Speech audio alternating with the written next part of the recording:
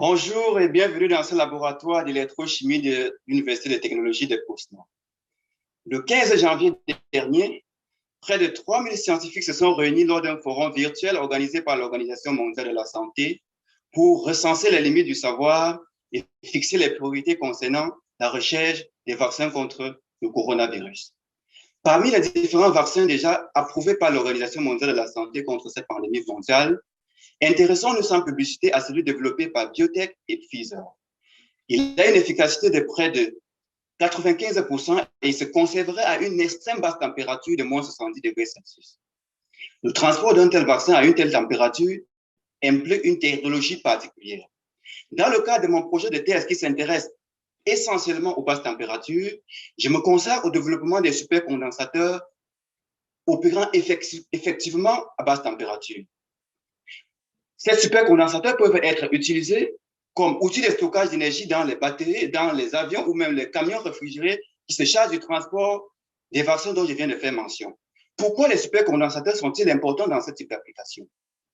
Contrairement aux batteries dont le processus de stockage se limite à basse température, les supercondensateurs se montrent beaucoup plus stables, ne sont pas sujets au risque d'explosion et sont capables de fonctionner sur une plus grande amplitude de température.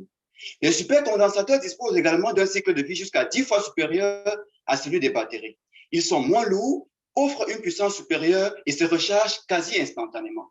Leur problème majeur, c'est qu'en plus de leur coût supérieur, les supercondensateurs ont une densité énergétique jusqu'à 25 fois inférieure à celle des batteries.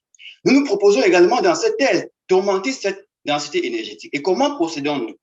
Étant donné que l'énergie est proportionnelle au carré de la tension et que la tension maximale d'un supercondensateur est fonction de l'électrolyte utilisé, nous nous intéressons aux liquides ioniques car, en plus de leur fenêtre de stabilité électrochimique élevée, les liquides ioniques sont non volatiles et surtout ininflammables, donc respectueux de l'environnement. Mais leur point de fusion élevé limite leur applicabilité à basse température.